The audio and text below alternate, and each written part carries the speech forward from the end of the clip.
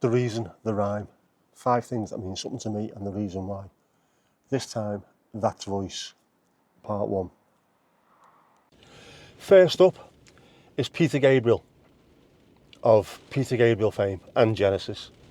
In these videos, I may occasionally describe someone's voice as reminding me of something, whether that's a sensation, a smell, a taste, or it creates an image in my mind, a still or a video.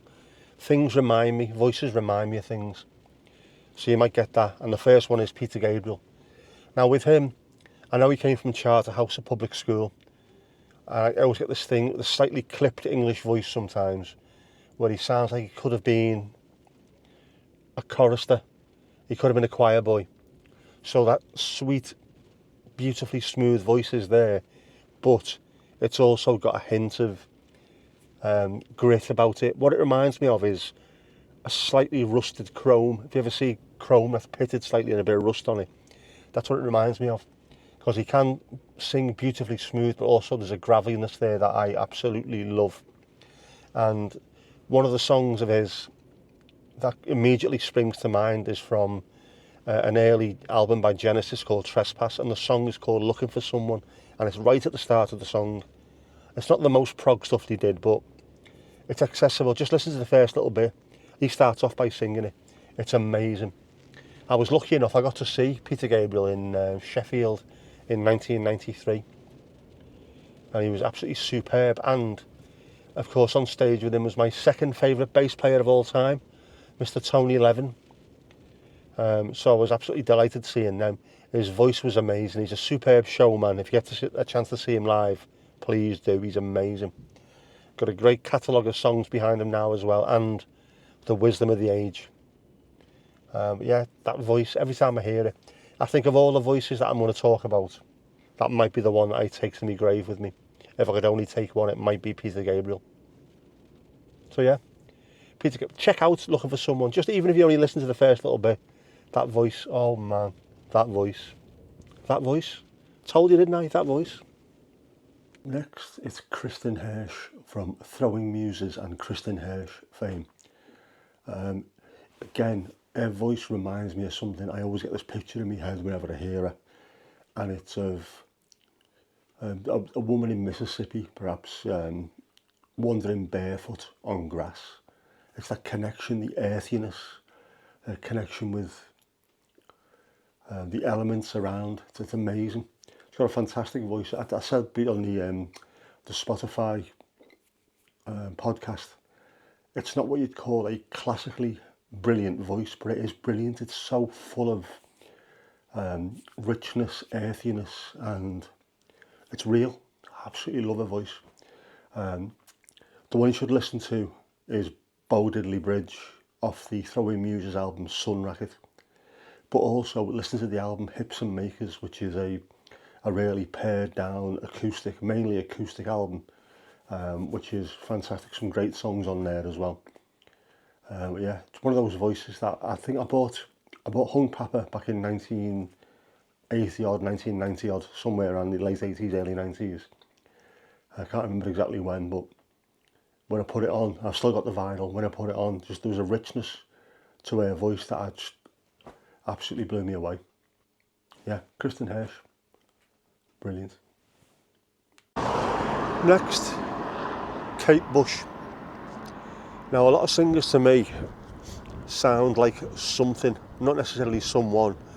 For example, I'd say Björk sings like a trumpet player, where there's sort of mellow parts, there's loud brassy parts, there's a bit of distortion.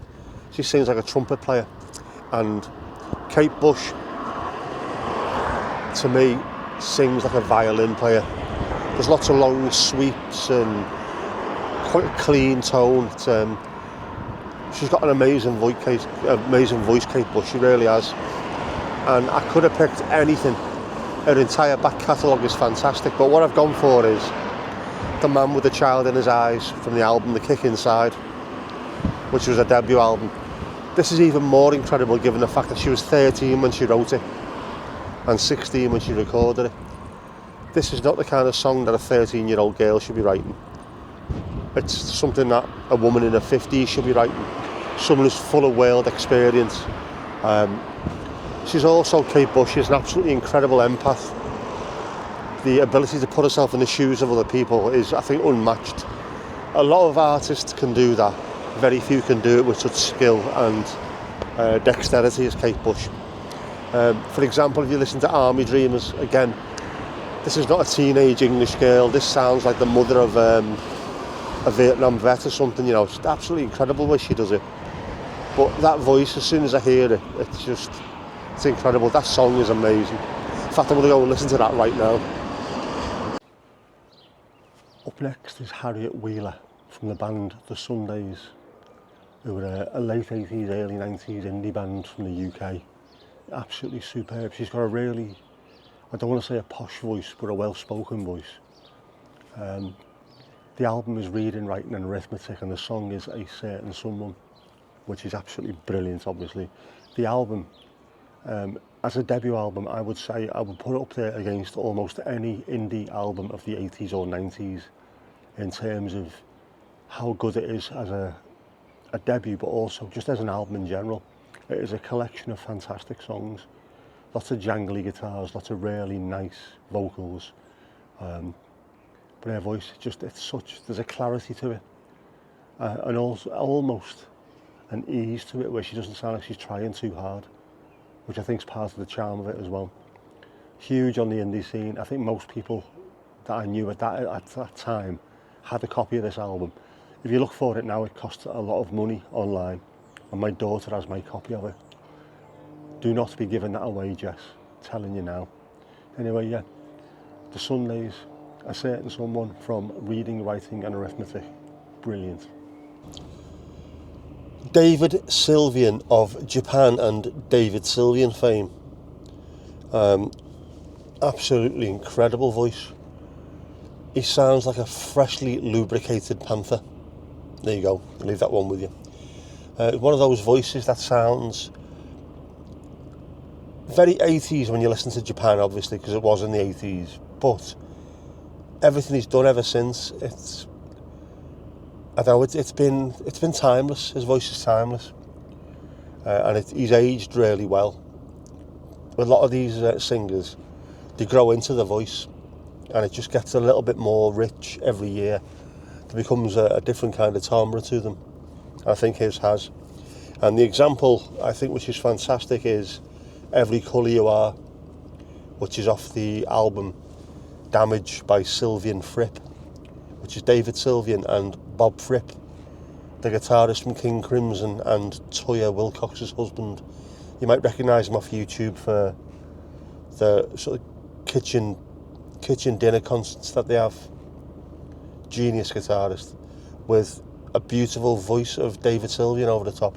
The whole album's fantastic, but that one song, it's very, very profound, I think.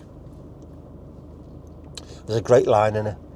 A family man, patience tried, put a torch to his home and warmed his hands by the fire. No greed, no desire. It's a really, really nice line in that beautiful voice that David Sylvian's got. Check it out. It's not prog, it's not pop. It's a sort of a genre of its own, so nice. I like it. And it's live as well. Beautiful, man. Check it out. So there you go. There's my 5 things that mean something to me and the reasons why. What are yours? Let me know in the comments below. And if you like that 5, why not check out these next? Or even these?